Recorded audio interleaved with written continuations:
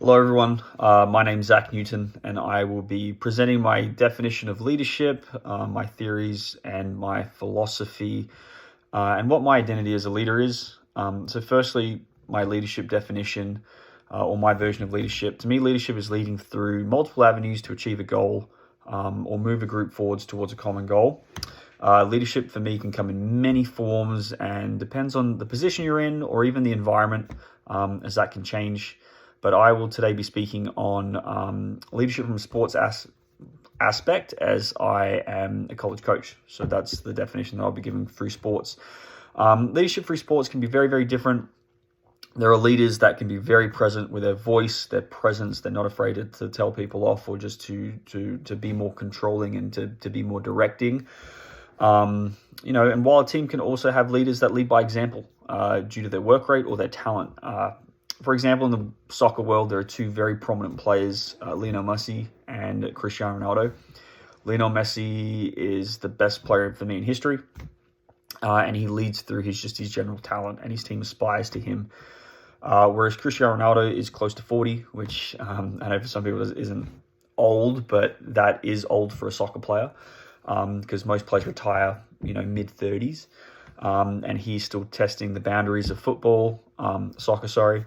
But it's just based on his work ethic and the things that he does. He takes his recovery seriously, his nutrition seriously, his sleep, his workout seriously.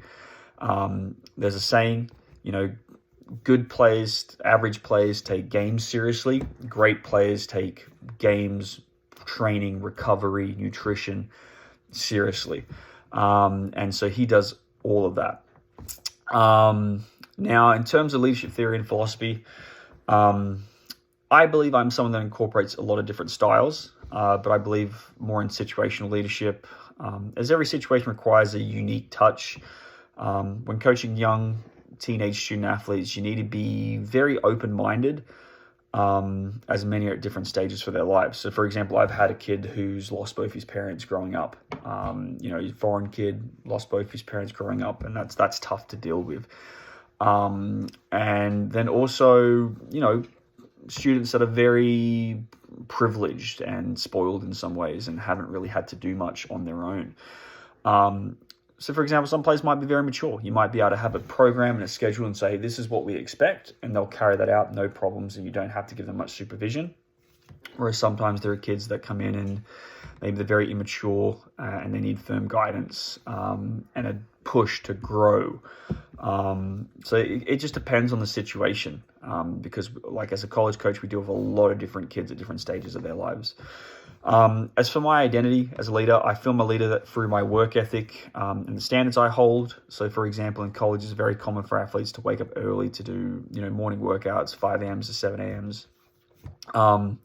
But how am I as a leader going to mandate and have the respect of my players and tell them, hey, this is what you have to do, if I can't be willing to show up and supervise or to even participate in those workouts? So my identity as a leader is very much ingrained through my work ethic, through example, my drive, and our players, I believe, see that and they respect that.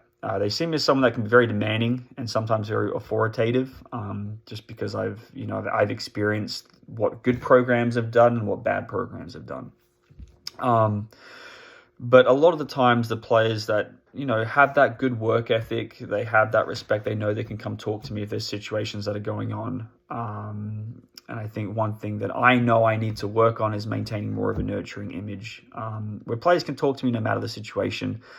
If I've told them off for something, they know it's because I care and I expect more from them, and that everything I do as a coach is for the success of the team and for them individually.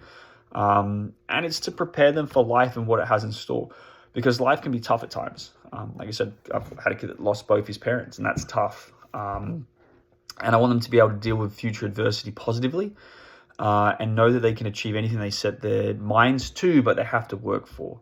So that's just a bit of a brief, just a touch on my leadership definition, my leadership theories and philosophies, and just my leadership identity in my career as a college soccer coach. So anyway, thank you for your time, and it's been a pleasure doing this class. Thank you. Bye.